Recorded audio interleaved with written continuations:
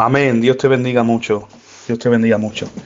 Bueno, ya sabéis que es un poquito difícil esto del sello para nosotros que estamos acostumbrados pues al culto, a la guitarra, al piano y a todo eso, ¿no? Pero bueno, hacemos lo que podemos, ¿vale? Yo quiero hacer lectura de la palabra en, en el Evangelio de Juan capítulo 11, verso 1 en adelante. Dice la bendita palabra de nuestro Dios.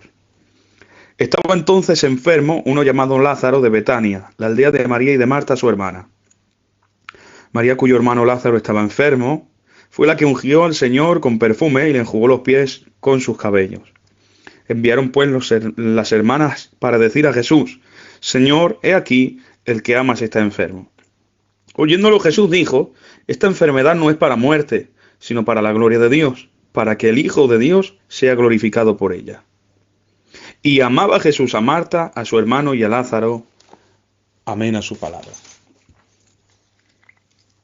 Miren, el autor del Evangelio de Juan, que ya sabe lo que ha acontecido, que escribe las cosas después de que han pasado, conoce la historia y nos deja reflejado. Estaba entonces enfermo uno llamado Lázaro, de Betania.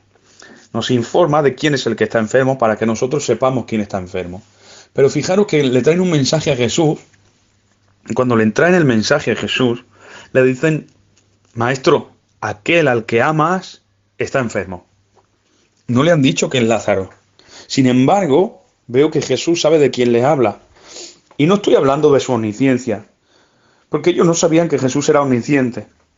Ellos le han traído a aquel al que amas está enfermo porque ellos sabían que Jesús iba a saber de quién le hablaban. Esto me da a entender de que Jesús amaba a Lázaro.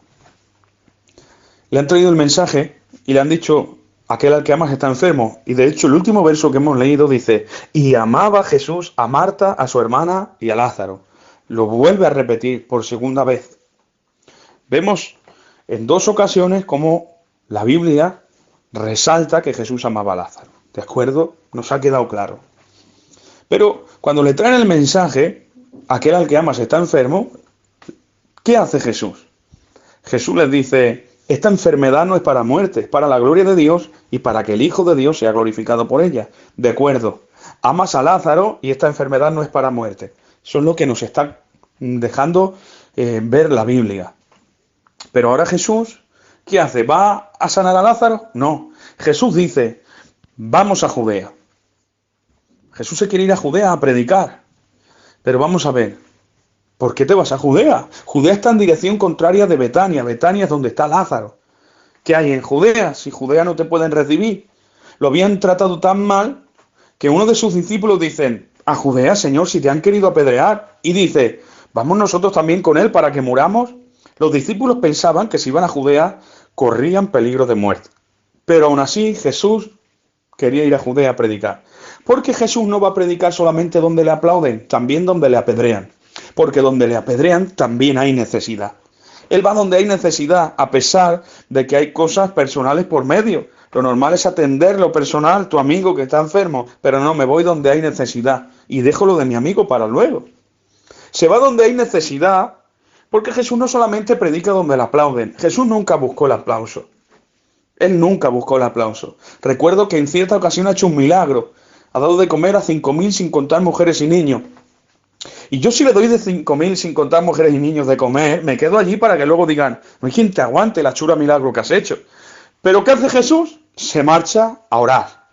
Y cuando ellos se han hinchado de comer, se dan cuenta que se han quedado con el milagro, pero se les ha ido el Dios que hace los milagros. Y empiezan a buscarlo. Si quieren buscar a Jesús y no lo encuentran, están buscándolo. ¿Y dónde está Jesús? Está orando. Porque si quieres encontrarte con Jesús, no lo busques en otro lugar. Si quieres encontrarte con Jesús, ponte de rodillas en tu cuarto, ponte a orar. Jesús estaba orando. Es allí donde te vas a encontrar con Jesús. Cuando lo encuentran, le dicen: Señor, te hemos estado buscando. Y Jesús les responde: no me habéis buscado a mí, me buscasteis porque os di de comer. Y ahora os voy a predicar un mensaje. Con un milagro ha abierto una iglesia de 5.000 sin contar mujeres y niños. Pero fijaros, en su primer mensaje les dice: el que no coma mi carne y no beba mi sangre no tiene parte conmigo. A lo que ellos, entristecidos y no entendiendo el mensaje, se empiezan a marchar. Los 5.000, sin contar mujeres y niños, se marchan y se quedan solo los discípulos. A lo que uno de ellos le dice: Señor, duras palabras son estas, ¿quién podrá oírlas? Le estaba diciendo en pocas palabras: Señor, no veas, haciendo milagros no hay quien te aguante, pero predicando, haciendo milagros has llenado la iglesia, pero predicando la has vaciado. Y Jesús, que no tiene problemas de autoestima, le dice a los discípulos: ¿queréis marcharos vosotros también? Porque yo sigo siendo quien soy, aunque os marchéis todos. Y a lo que ellos responden: ¿dónde vamos a ir? Si solo tú tienes palabras de vida eterna. Los discípulos tampoco entendieron el mensaje. Todo el mundo pensaba que Jesús estaba hablando literalmente. Pero aunque los discípulos no entendían el mensaje, ellos prefirieron quedarse porque sabían que aunque no lo entendieran, Jesús era el único que tenía palabras de vida eterna. Es que a Jesús no lo entienden cuando habla. Jesús no lo entienden cuando predica. Jesús no lo entienden que teniendo que ir a Betania se vaya a Judea. No lo entienden. Ni siquiera Nicodemo, que era un experto en la ley, lo entendía. Pero aunque no lo entienden, ¿cuánta razón siempre tiene? Y le han dicho: nos quedamos aquí. Ha pasado el tiempo.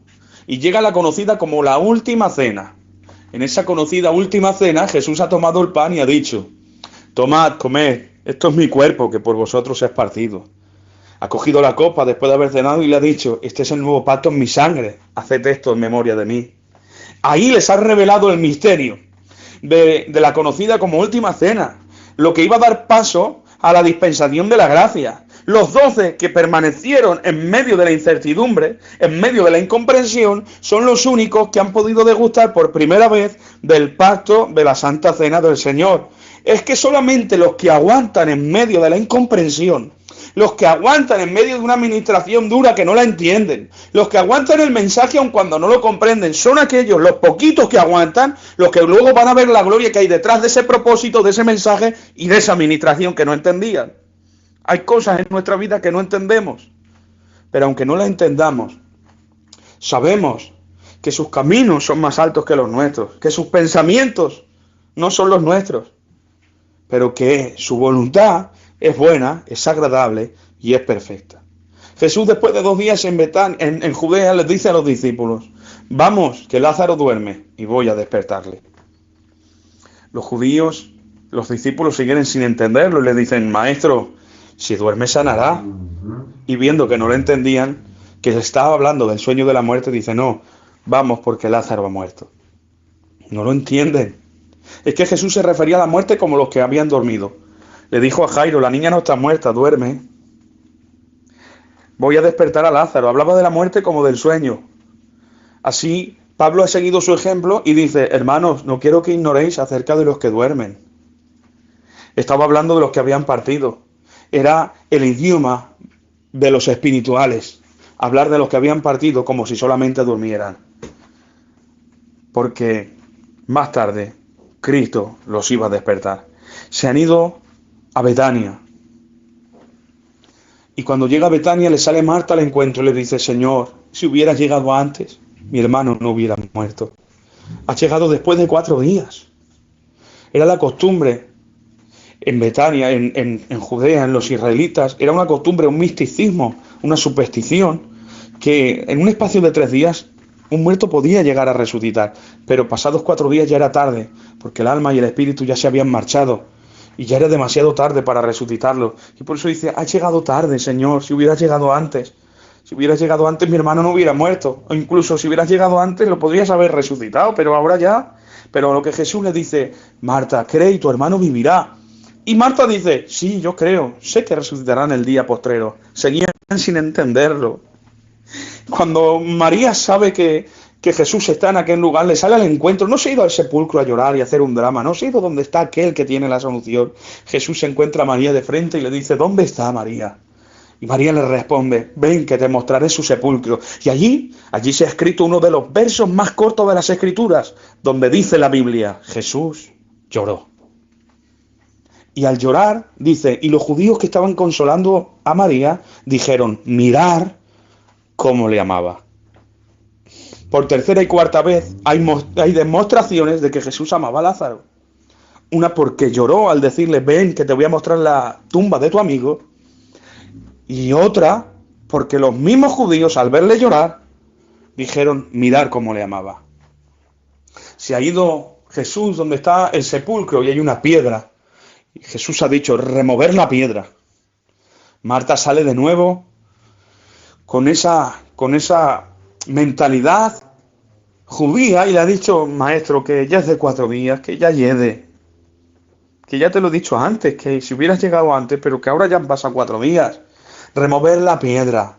Sé que la piedra pesa, sé que es difícil, sé que es algo contradictorio para vosotros, sé que os escapa del pensamiento, pero remover la piedra. ¿Qué hay detrás de la piedra? Hay muerte. Remover la piedra y veréis como donde hay muerte yo hago que brote vida, pero remover la piedra. Hay tantas piedras en nosotros, hermanos, que tenemos que remover. Hay tantas piedras de incomprensión, de dolor, de sufrimiento, de pecados, de orgullo, de cosas que nos estorban, que nos tenemos que quitar. Hay tantas piedras en las mentes y en los corazones que Dios tiene que quitar, que nos dice, quitar la piedra. Porque ¿qué había detrás de la piedra? Muerte. Quitar esa piedra, que está ocultando la muerte que hay detrás. Pero si quitáis la piedra, yo voy a hacer de donde había muerte, haya vida. Pero quitar la piedra, hacer lo que está en vuestra mano, dar el paso. Hacer lo que tenéis que hacer vosotros y lo que podéis hacer vosotros, y yo haré lo que no sois capaces de hacer. Cuando remueven la piedra, Jesús ha hecho una oración y ha dicho, Padre, te ruego que me escuches, aunque yo sé que siempre me escuchas. Lo digo para que los que están presentes crean. Ha alzado la voz y ha dicho, Lázaro, ven fuera. A lo que el muerto de 4 días se ha levantado y ha salido por su propio pie. Imaginaros, hay quien dijo, lo ha llamado por el nombre, porque si no resucitan todos los muertos que habían en aquel lugar. Porque ante la voz autoritativa del Creador, ni la muerte se puede resistir. Hubieran podido confundir ese día con el día en el que con voz de mando, con voz de arcángel y trompeta de Dios, el Señor mismo descenderá del cielo. Le ha dicho por el nombre para que resucite, y cuando ha resucitado Lázaro, el muerto de 4 días, la gente se ha maravillado y dice la Biblia, y los judíos que habían en aquel lugar creyeron en él. Ahora sí, ahora encaja todo. Parecía que te contradecías y una y otra vez. Porque decía la Biblia que le amabas, pero lo has dejado enfermo. Decía la Biblia que lo amabas, pero lo has dejado morir. Decías tú por tu boca que esta enfermedad no era para muerte, pero ha muerto. Tú habías dicho una cosa, pero ha pasado otra, te contradecías. Pero es que desde un principio Jesús dijo, esta enfermedad no es para muerte, sino para que el Hijo de Dios sea glorificado por ella. Y aunque lo dejó morir, lo resucitó. Y al resucitar, dice, y los judíos que habían en aquel lugar creyeron en él y glorificaron a Dios. ¿Os dais cuenta? Jesús sabía el final de todo, y aunque el proceso fue difícil, y aunque el proceso fue de incomprensión, y aunque el proceso parecía que iba todo en contra, Dios siempre a última hora le da una vuelta a todo y se cumple lo que él había dicho y lo que él quería y lo que él iba a hacer. Es que Dios tiene todo bajo control. Y aunque parezca que se contradice y dice, Señor, si nos amas, ¿por qué estamos viviendo este tiempo? Señor, si nos amas, ¿por qué este padecimiento? Señor, si nos amas, que se lo digan a Marta y María durante el proceso, qué mal lo pasaron. Le podrían haber dicho, Señor, no solo no lo has sanado, y mira que te enviemos mensajeros. No solo no lo has sanado, es que resulta que no has venido a verlo cuando estaba enfermo. Es que murió y no viniste a velar a tu amigo. Y no solo eso, no has venido ni al entierro. ¡Qué mal amigo eres! No has estado en ninguno de estos momentos. Esto me recuerda, hermanos, al momento tan triste y doloroso que está viviendo ahora la humanidad y más nuestro pueblo. Con lo que nos duele a nosotros la pérdida de un ser querido. Con lo que nos gusta a nosotros poder consolar a aquellos que están padeciendo porque brota de nuestros sentimientos y no podemos. Ni siquiera podemos hacerle compañía. Enferma a alguien y no podemos ir a orar por él. Tenemos que orar desde la casa y sabemos que Dios nos oye y está obrando. Pero ¿cuánto nos gustaría poder ir a orar por los enfermos a los hospitales?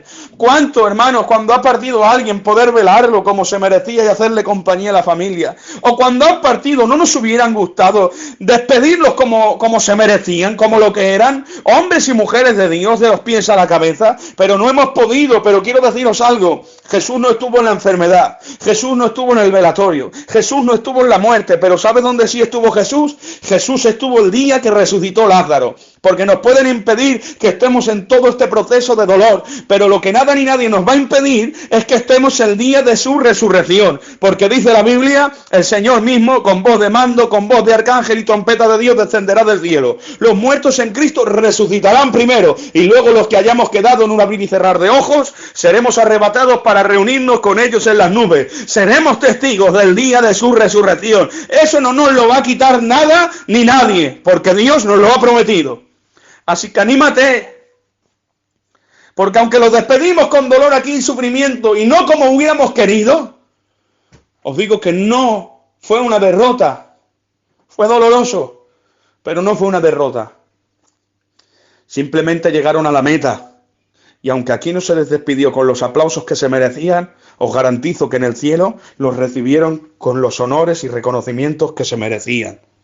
Algunos están pensando, ¿esto es que se ha enfadado Dios? ¿Esto es el fin del mundo? ¿Por qué está pasando esto? Esto es un juicio de Dios porque estábamos haciendo las cosas mal. Es verdad que hay que reflexionar y rectificar muchas cosas, pero ¿cómo voy a pensar yo que esto es un juicio de Dios? El juicio de Dios es para la tierra y no para la iglesia. Y más cuando los que están partiendo no eran simplemente gente pecadora que no quería cambiar. Si los que se están marchando son generales del ejército de Dios. Si los que se están marchando son sus amigos. Si el que murió fue Lázaro, que era su amigo. ¿Cómo iba a ser un juicio de Dios?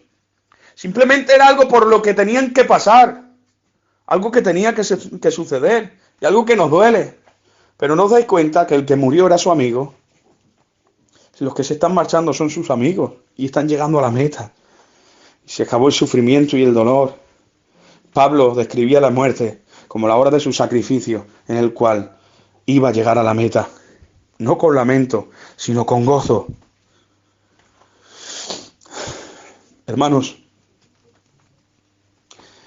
veo ahora que fue necesario que Lázaro enfermara y que muriera. No digo que le provocara Dios la enfermedad, ni mucho menos. ¿Cómo voy a decir eso? Pero sí que Dios sabía que iba a enfermar y lo permitió enfermar y morir para después de 4 días resucitar y dar testimonio de quién era. Para que los judíos creyeran. Pero era su amigo, sí. ¿Quién te ha dicho que ser amigo de Dios conlleva mayores privilegios? Ser amigo de Dios conlleva mayor responsabilidad. Ser amigo mío, si soy tu pastor, pues puede ser que conlleve mejor privilegio. Pero cuando se trata de Jesús, ser amigo de Él conlleva mayor responsabilidad. ¿Pero por qué Lázaro? Si Lázaro es tu amigo y lo ha resucitado, es porque era un hombre de Dios y vivía en santidad. Porque dicho sea de paso, Jesús no resucitaba a cualquiera. Resucitó a un niño, el hijo de la viuda de Naín. Resucitó a la hija de Jairo y resucitó a Lázaro. El único adulto que resucitó fue Lázaro, un hombre de Dios que vivía en santidad. Dios no resucita a cualquiera. Dios resucita a santos. Lo has resucitado porque vivía en santidad y era tu amigo. Si vive en santidad y lo amas tanto y es tu amigo, me atrevo a decir, Josué, que valía para ser apóstol. Valía para ser discípulo. ¿Por qué, si alguien tiene que morir y resucitar, por qué en vez de a Lázaro no has cogido a Pedro, que te va a negar 3 veces, o Judas, que te va a traicionar? ¿Por qué has cogido a Lázaro? Pedro no tiene la madurez. ¿Y Judas? Judas lo he puesto de cajero y lo dejo sentarse a mi lado y comer de la mesa conmigo y de mi plato, para que no diga que me traicionó porque yo le di un lugar de indiferencia o inferior al resto. Le he dado el mejor de los lugares y así me ha vendido. No tienen la madurez y la espiritualidad de Lázaro, porque pueden ser discípulos, pero no cualquiera puede morir por mi causa. Lázaro, te he escogido a ti para que mi nombre sea glorificado, porque resulta que todo el mundo quiere ser apóstol, pero no todo el mundo quiere morir. Y saben, no nos ha llamado Dios a todos a ser apóstoles, pero sí a todos a que muramos, que muera el viejo hombre y a nacer de nuevo como nueva criatura en Cristo. Veo que fue necesario que Lázaro muriera para que el nombre de Dios fuera glorificado. Son cosas que son necesarias. Dice la Biblia que Zaqueo se ha subido al sicomoro para ver a Jesús pasar y se detiene Jesús y le dice: Zaqueo, hoy es necesario que entre en tu casa. Necesario, ¿veis? Son cosas que eran necesarias. ¿Y para qué? Mira, Zaqueo, cuando ha entrado en tu casa Jesús, tu vida ha cambiado. Y dice Zaqueo: si alguien le he estafado, se lo devolveré cuadruplicado. Si alguien le he estafado, que no lo sé, pero si alguien le he estafado, se lo voy a devolver 4 veces. Vaya, sí que ha cambiado tu vida, claro. Es que ya no soy alguien que iba a ver a Jesús, es que Jesús ha entrado en mi casa. ¿Saben? Esto ha servido para que Jesús entre en muchas casas, porque había mucha gente que venía al culto, pero no dejaba a Jesús entrar en sus casas, por eso no cambiaban. Pero Jesús está entrando en muchos hogares, por eso muchas vidas y muchas familias están cambiando. Es necesario que entre en tu casa. También dice la Biblia, fue necesario que Jesús pasara por Samaria. ¿Y qué hay en Samaria? Que hay una reencuentra, aplausos, reconocimientos no. En Samaria hay una mujer samaritana y pecadora, con la cual nadie se pararía a hablar. Vaya, Jesús pasa por un lugar por donde nadie quiere pasar, Samaria, a hablar con alguien con la que nadie se pararía a hablar, la samaritana, una mujer sin respeto, una mujer pecadora, con la cual un hombre no se pararía a hablar. Sin embargo, Jesús pasa por allí y se para a hablar con ella. Y dice, y ella creyó y se fue a Samaria y predicó de Jesús. ¿Ves las consecuencias de que fuera necesario que Jesús pasara por allí? A veces dices, Jesús pasará por otras casas y por otras familias, pero por mí no, porque yo también es necesario que hoy Jesús entre en tu casa, que también se pare a hablar contigo. Donde nadie más querría hablar, Dios se para y habla, porque a quien nadie más querría perdonar, Dios quiere perdonar y salvar. Y claro, cual samaritana y cual Zaqueo, ninguno de nosotros nos hemos quejado cuando entró Jesús en nuestra casa o pasó por donde nosotros estábamos para salvarnos. Si no me quejé cuando Dios entró en mi casa sin merecérmelo, si no me quejé cuando Jesús se paró en el pozo a hablarme sin que nadie más quisiera hablarme, para salvarme, ahora tampoco me voy a quejar cuando estoy pasando por un trato por el cual no entiendo, porque también es necesario. Si fue necesario que te salvara, también es necesario que te trate. Pero todos queremos la salvación, pero qué pocos quieren el trato. Pero es que a veces sin el trato no podremos seguir siendo perfeccionados, porque a través de pruebas y tribulaciones entraremos en el reino de los cielos. Miren, recuerdo un pasaje bíblico, y con esto voy a ir finalizando, en el que José ha sido aquel joven que ha tenido sueños y su padre le ha dado una túnica. Los hermanos le interpretan el sueño pero no quieren creerlo. Y le cogen envidia, dice, y no podían hablarle pacíficamente. Le han cogido envidia por los sueños y la túnica. Se marchan, el padre les envía a José, y cuando lo cogen a solas lo meten en una cisterna y se sientan a comer pan. Cogen la túnica, la rompen, la manchan con sangre de un animal y lo venden a José como esclavo. José en una cisterna llorando y rabiando, y ellos se sentaron a comer pan. Le han dicho a su padre, después de haberlo vendido como esclavo a los ismaelitas, mira, esta es la túnica de tu hijo, no la hemos encontrado, alguna mala bestia lo devoró. Un día, 2 días, tu padre enlutado llorando la muerte de un hijo que está vivo y no se lo decís, pero es que ni al mes ni a los años ha pasado el tiempo y nadie es capaz de decirle a su padre, quítate ya el luto, que el niño está vivo. Pero pasa el tiempo, lo llevan a Egipto, allí lo venden como esclavo en casa de Potifar. Parece que la cosa empieza a ir un poco mejor.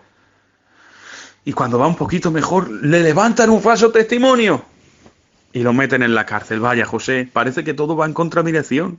Has tenido un sueño, eras el favorito.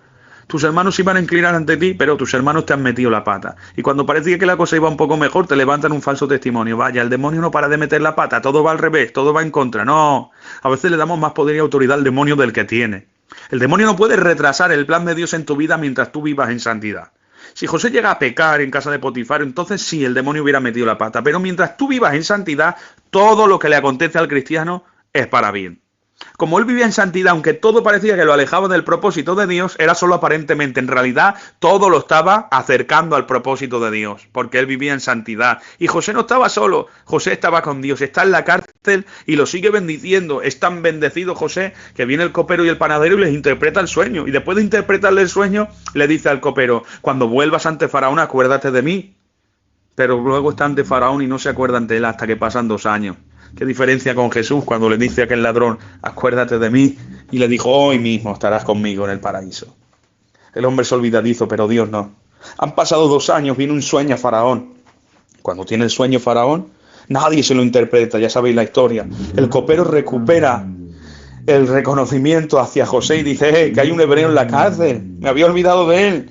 Me interpretó el sueño, traenlo a prisa. Lo afeitan, lo visten, lo lavan, lo preparan y lo presentan ante Faraón. Y cuando está ante Faraón, le dice, a ver, tú interpretas los sueños, José, que sigue tan íntegro y santo como el primer día, no aprovecha la circunstancia para atribuirse méritos y dice, no, yo no, sino que en Jehová está la sabiduría para interpretar los sueños. Está bien, le cuenta el sueño y se lo interpreta, 7 años de abundancia y 7 de escasez. ¿Y qué hacemos, José? Pues en el 7 años de abundancia guarda para el tiempo de escasez. Pon un hombre que guarde todo esto. Y dice, ¿quién mejor que tú? Con esta sabiduría que Dios te ha dado. Te voy a poner como mi segundo. Nadie más que yo será más grande que tú en todo el reino. Solamente yo y cuando esté sentado en mi trono. lo pone, guarda en el tiempo de abundancia para el tiempo de escasez. Viene el hambre a la tierra. Jacob se queda mirando a sus hijos y le dice, ¿qué hacéis ahí? Mirando los unos a los otros. Iros a Egipto. Hay un hombre que guardó en el tiempo de abundancia. Llegan los hijos y cuando se ve a José delante a sus hermanos, imaginaros el panorama. Los empieza a interrogar, empieza a estar por ellos y les dice, bueno, ¿no tenéis nadie más? Sí, tenemos otro hermano y uno que no parece. Imaginaros cuando le hablan así a José y están hablando de su persona. Les dice, está bien, pues para que vea yo que no sois espías, os va a quedar aquí un hermano hasta que no me traigáis al otro. Se van a por Benjamín cuando el padre ve que vienen sin un hermano y le dicen, nos han dicho que llevemos a Benjamín, que si no, no lo sueltan. Les dice, ¿pero qué me queréis? ¿Matar de la pena? No os lleváis al niño, porque ya perdí a uno, no os voy a dejar a este. Habían perdido toda la confianza. Pero ha llegado de nuevo el hambre, se ve en la obligación Jacob y dice, está bien, llevaros al niño, si no moriremos igual de hambre. Se han llevado al niño, José los trata, los sienta de mayor al menor y pone a Benjamín una doble porción. Ellos no se explican cómo los ha sentado así. Ellos hablan entre sí pensando que José no lo entiende, pero José los está entendiendo. Les da un costal de grano de trigo a cada uno y le pone la copa en el costal de Benjamín. Cuando se marchan, manda a sus soldados y dice, uno de vosotros robó la copa de mi rey, con lo bien que se os ha tratado. Judá sale al encuentro y dice, el que haya sido, el tal muera. Y cuando descubren que ha sido Benjamín, Judá se viene abajo. Le ha dicho a su padre Jacob, si no vuelvo con el niño, lo pagaré con mi vida. Y le dice, por favor, gran señor de Egipto, deja a mi hermano Benjamín y cógeme a mí en su lugar. Si vuelvo a casa sin el niño, el viejo se me muere, porque ya perdimos un hermano. Como vuelva otra vez sin este, se nos muere. Cuando José lo ve hablar así, se le rompe el corazón, se va detrás de una cortina y se ha echado a llorar. Y dice, y todo el palacio escuchó el llanto de José. Ellos no se explican lo que está pasando. José les sale al encuentro y no pudiendo más les dice, yo soy José, soy vuestro hermano. Ellos temen por su vida, nos va a matar. Y ahora les dice José, no temáis por vuestra vida, que para preservar la vida Jehová permitió todo esto. Entiende José que todo lo que había pasado no fue porque ellos lo habían vendido, sino porque Dios lo permitió para que ellos no murieran de hambre. ¿Os dais cuenta? Dios permitió que sus hermanos lo envidiaran. Dios permitió que lo metieran en una cisterna. Dios permitió, era necesario que lo vendieran. Era necesario que lo acusaran falsamente. Y era necesario que entrara en la cárcel para allí interpretar el sueño y luego llegar ante Faraón. Porque era necesario que llegando ante Faraón le interpretara el sueño y quedar como segundo de Faraón. ¿Y todo esto para qué, José? Para que hinches el pecho, para que presumas, para que te des tono porque eres el mejor. No, Dios ha permitido todo esto para que no mueran de hambre los que se sentaron a comer pan mientras tú estabas en una cisterna rabiando. Porque es así, José. Los planes de Dios no son para tu gloria. Los planes de Dios son para su gloria. ¿Qué cosas? Tu sufrimiento ha sido para que no mueran aquellos que te hicieron sufrir. Pero era necesario. Pero todo esto, ¿por qué? ¿Por qué no ha cogido a otros si yo era el pequeñico? Me llama la atención que cuando se encuentra José con sus hermanos, esos hermanos que le habían cogido envidia por un cacho túnica de colores, José en ningún momento le dice, ¿dónde está mi túnica? José no se acordaba de la túnica. José les dijo, ¿dónde está padre? ¿Aún vive? Porque yo no echo de menos la túnica, yo lo que echo de menos es a mi papá. Vosotros me teníais envidia por la túnica, pero no era digno de envidiarme por un cacho túnica. Lo que realmente teníamos que valorar era lo que todos teníamos. Al Papa en la casa, me habéis privado de mi viejo tantos años, ¿aún vive? José, ¿por qué tú y no ellos? Porque es el único espiritual, es el único con madurez, aunque es el pequeño, es el único capaz de soportar ese trato. Aunque es pequeño, es el único capaz de ser vendido por sus hermanos y luego perdonarles la vida. Si llega a ser Simeón y Leví, cuando se encuentran de nuevo con sus hermanos, los hubieran matado como hicieron con el príncipe de Siquem. Son vengativos. Si llega a ser Judá, Judá peca en casa de Potifar. Pero claro, eres tú, José, el pequeñico que vive en santidad y que soporta y aguanta todo esto y luego perdona y sigue siendo fiel y verdadero. ¿Y todo por qué? Porque Dios le dijo a Abraham, en ti serán benditas todas las naciones y de ti haré una gran nación. Y Dios no es hombre para que mienta ni hijo de hombre para que se arrepienta. Dios lo que promete lo cumple, José.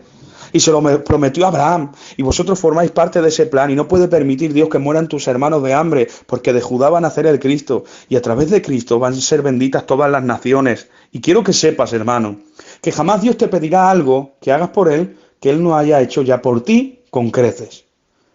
Porque así como a veces la respuesta es que es necesario que pases por todo esto, cuando Jesús estuvo en el Getsemaní y le dijo, Padre, si es posible, pasad de mí esta copa, pero en su silencio y enviándole un ángel para fortalecerlo, la respuesta era: es necesario que pases por la cruz, porque sin cruz no hay remisión, sin cruz no hay perdón, sin cruz no hay iglesia, es necesario que mueras.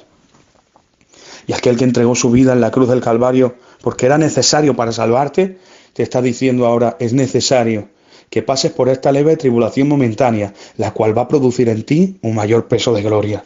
Eso dijo Pablo, estando encarcelado y sentenciado a muerte. Dice: estoy preparado para ser sacrificado.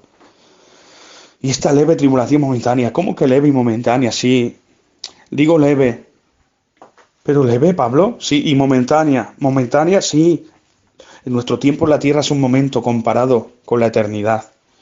Y está produciendo en mí un cada vez mayor y eterno peso de gloria. Es cada vez mayor. Cuanto más sufro aquí, más grande es el peso de gloria. Y además ese peso de gloria no es un momento, sino es por la eternidad. Pero Pablo, hombre, que la iglesia que estás pastoreando se la están comiendo los leones. Pablo, que la iglesia que estás pastoreando los están embadurnando con brea y los pegan fuego y alumbran las calles y por familias se comen a los niños enteros. Pablo, te ha tocado pastorear una iglesia muy difícil. ¿Cómo los consuelas, Pablo? Diciéndoles que esta leve tribulación momentánea, que se van a enfadar. Pero es que Pablo estaba encarcelado y escribiendo cartas esperando el día de su muerte. Pablo, que había sido sentenciado a muerte, les decía: yo también he sufrido, he sido golpeado, soy aquel que le ha dicho a los Gálatas que nadie me cause molestias, que tengo en mi cuerpo las marcas del Señor. Yo he sufrido tanto como vosotros, yo he padecido, yo me he entregado mi vida por Cristo, y os digo esta leve tribulación momentánea. Pero Pablo, que soy aquel que, escribiendo el apóstol Pablo, ha dicho: conozco a un hombre, no sé si en el cuerpo, fuera del cuerpo, que ascendió al tercer cielo y vio cosas las cuales al hombre no les dado ni expresar, porque no podía expresar lo que había visto y oído en el cielo. El teólogo por excelencia no fue capaz de explicarnos lo que vio allá arriba. Y ese mismo que fue al tercer cielo y vio toda esta gloria, ha dicho: tengo por seguro, no lo dudo, tengo por seguro que las tribulaciones del tiempo presente no son comparables con la gloria venidera. No lo imagino, no lo creo, es que lo tengo por seguro, porque lo he visto. Y yo que he visto lo que nos espera allí, tengo que deciros que estas tribulaciones del tiempo presente no son comparables con lo que nos espera. Por eso os digo que esta leve tribulación momentánea produce en nosotros un cada vez mayor peso de gloria. Iglesia, permanece, aguanta, soportemos el trato aunque no lo entendamos. El que tiene que venir vendrá y no tardará. Maranata, Cristo viene pronto. Soporta y adelante, porque todo lo que le acontece al cristiano es para bien. Que Dios os bendiga mucho y un abrazo. Gracias, Josué, por escucharme, por invitarme y por poder darme el privilegio de predicar a esta señora iglesia como es la iglesia de Zorroza. Un abrazo y bendiciones para todos.